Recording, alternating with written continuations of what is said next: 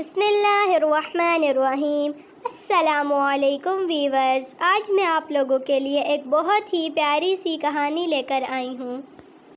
قمر صاحب کا آج آفس جانے کا بالکل موڈ نہیں تھا، اور اگر ان کی بیوی بچوں کو ان کی چھٹی کا علم ہو جاتا تو بیوی شاپنگ پر جانے کا اصرار کرتی اور بچے اسکول نہ جاتے کہ ہم بھی آپ کے ساتھ چلیں گے۔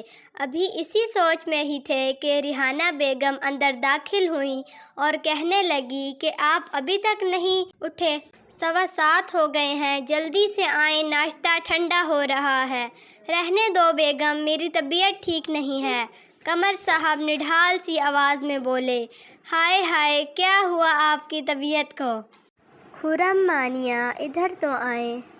ریحانہ بیگم گھبرا کر اپنے دونوں بچوں کو پکارنے لگی تو وہ دونوں اسکول کا یونیفارم پہنے ہوئے تھے، بھاگے بھاگے آئے اور کہا، کیا ہوا ماما اور پاپا، آپ کیوں نہیں اٹھ رہے؟ خرم نے پوچھا۔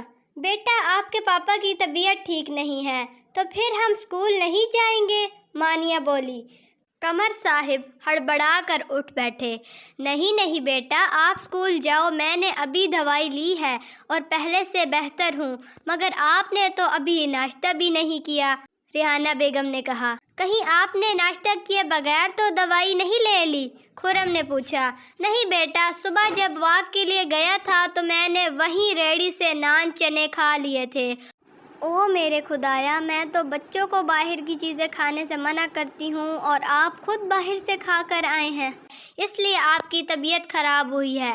ہمارے ساتھ والے ہمسائے نذیر صاحب نے بھی پرسوں ریہڑی سے ناشتہ کیا تھا، جس کی وجہ سے ان کو ہیضہ ہو گیا ہے اور وہ ابھی تک ٹھیک نہیں ہوئے۔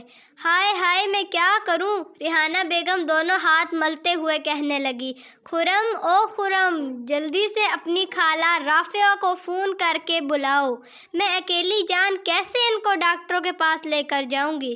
قمر صاحب جو نڈھال سے بیڈ پر لیٹے ہوئے تھے، یہ سنتے ہی حشاش بشاش ہو کر اٹھ بیٹھے، کیونکہ ریحانہ بیگم کی یہ بڑی بہن جب بھی اپنے 6-7 بچوں کے ساتھ تشریف لاتی تو ان کا جینا حرام ہو جاتا۔ بچے تو آفت تھے، نہ ہی فریج میں کوئی پھل چھوڑتے، لگاتار گھر میں کئی دن گوشت پکتا اور ان کے پورے مہینے کا بجٹ خراب ہو جاتا۔ ریحانہ بیگم نے قمر صاحب کو ایک دم بیڈ سے اٹھ کر یوں ٹھیک ٹھاک دیکھا تو بولی، ارے آپ کھڑے کیوں ہو گئے ہیں؟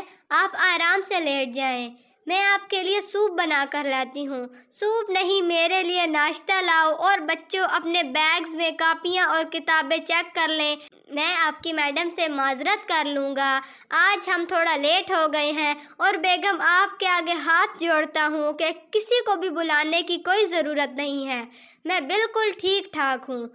پہلے قمر صاحب کا جی چاہا کہ بیگم اور بچوں کو سچ بتا دوں، لیکن اس سچ کا بچوں پر اثر نہ پڑ جائے، کہیں بچے بھی ایسے جھوٹ بولنا شروع نہ کر دیں، یہی سوچ کر وہ چپ ہو گئے اور سارا راستہ ندامت کے مارے سوچتے رہے کہ واقعی بزرگوں نے سچ کہا ہے کہ ایک جھوٹ کو چھپانے کی خاطر انسان کو 100 جھوٹ بولنے پڑتے ہیں، اور سچ بولنا چاہا تو وہ میرے گلے میں ہی اٹک گیا۔